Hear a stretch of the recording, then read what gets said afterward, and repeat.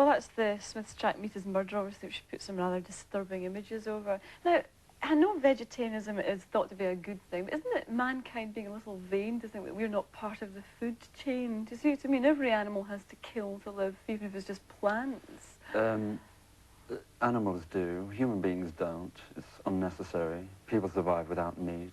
It's just really ignorance, I think, and people eat meat, I think, for negative reasons.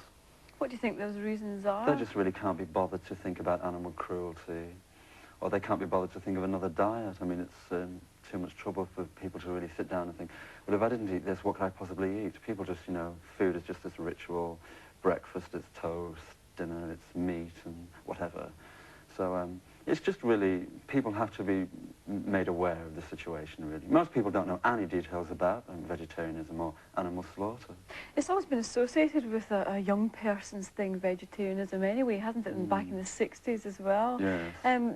You're obviously still just appealing to young people, but how do you think you're going to get this over to the older generation? Well, if the message can be really cemented within the younger generation, I think that's enough. Everything else should hopefully just come in time. But I think it's wishful thinking to try and do too much at once.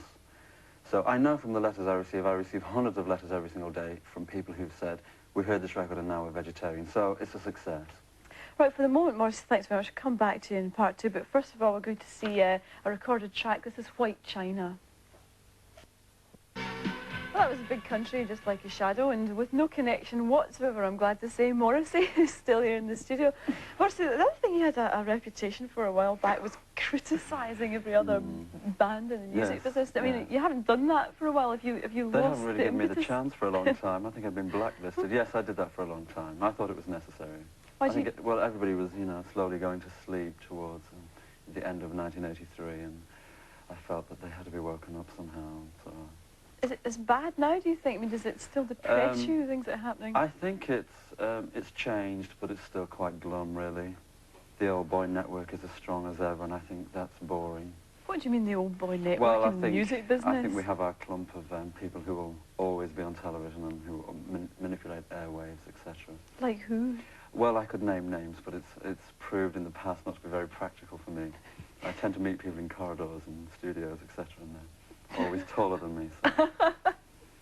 Do you think things are going to change any? Because everyone's waiting for this enormous big sensation. It's going to happen again, like the way Punk did and everything. That hasn't yet, has it? I don't know. I think it's difficult. I think doors are still firmly closed, and I think I know that because the Smiths found it difficult in several areas. I felt that people were just unwilling to have change. And for instance, the Jesus and Mary Chain single never had one national daily airtime play, so that proves something.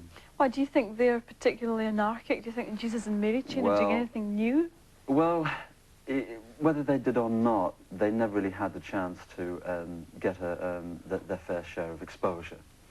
And I feel when people say no to new groups, they're really saying yes to Black Lace and the way things always have been. Is that because perhaps they're a little frightened of new things? Well, I think everybody's comfortable in what they do, and why should it really be changed? And of course, that's a very stale situation. Right, well, let's have another snatch of the Smiths and see, we'll see things that aren't old-fashioned, and this is really good stuff.